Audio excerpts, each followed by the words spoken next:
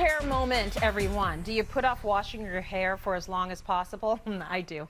It can be a time-consuming chore. Dry shampoo can come to the rescue, but are we using it correctly?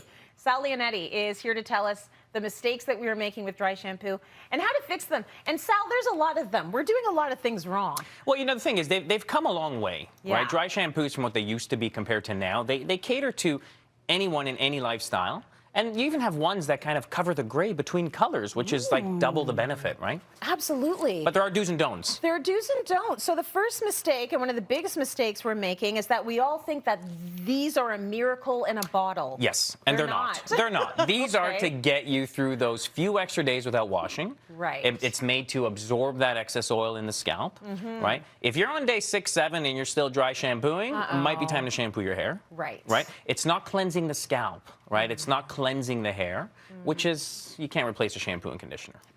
It's like spraying a foyer with an air freshener when you know it's the sneakers that are stinking up the joint. You got to put them in the washing machine. Get them washed. And sometimes you just got to wash your hair. People, the dry shampoo is temporary.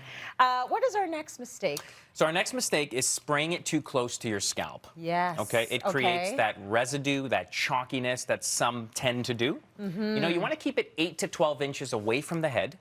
Okay. You want to section the hair off into panels almost, and let that dry shampoo kind of just distribute and target the area that it's meant to work on. Right. Right. Absorb that oil, give that hair that new shine, that new feel and lift. So you're not supposed to just be spraying it randomly. No. It needs to go to the spot where you need it, and that's the scalp. Yeah. Okay, your next mistake is a common one. One of our producers does this. She turns her head upside down and she just sprays. What's wrong with this? It's wrong because you're not really targeting the areas that you need to target. Okay. Right? So with dry shampoo, again, if we're going to focus on, yes, we use it as a styling aid. People love what it does now, right? Yeah. But if you're going to focus on what you're using it for, it's for those areas that have built up that excess oil and maybe are creating the flatness in your hair. So the temples, the bang area, and a really common one that we don't necessarily see when we look in the mirror is right on the crown of our head here. Okay. Because when that gets a little bit greasy, that can tend to split. Yes. Right? You know when? Yes. Well, we can't see it because we can't see ourselves from behind. It's at the back, though. But Everyone you know behind you in line at the grocery store can see it. Absolutely. Yeah. So you want to focus on that area as well. Okay. Definitely. And the last mistake, we shouldn't be using it only on dirty hair. No.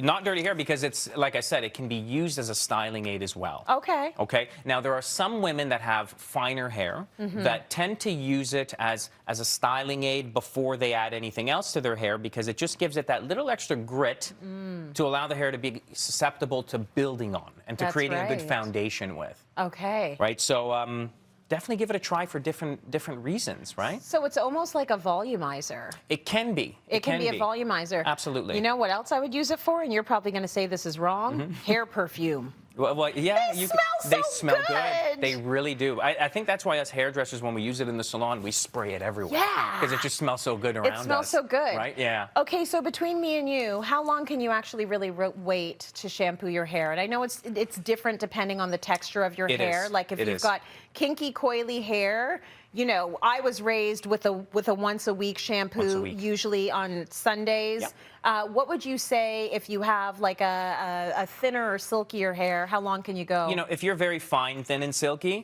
if you can get to like day, you know, after wash, 1 day, day 2, day 3, wash again. So kind of leave one in between. Yep, every other day. So it's like every other day sort of thing. Yeah, yeah. And as the hair texture kind of thickens a little bit, I would push it to get to that 1 week point because that's ideal for most hair textures. Oh, really? If you can get to it. Now, that doesn't mean you're dry shampooing every day, though. Right. I would still use a dry shampoo with strategy. Yes. Right, within that week. Yeah. And maybe use it on the days that are worse than others. Okay, good stuff. I love that. Great lesson. Thank you. Thanks for that.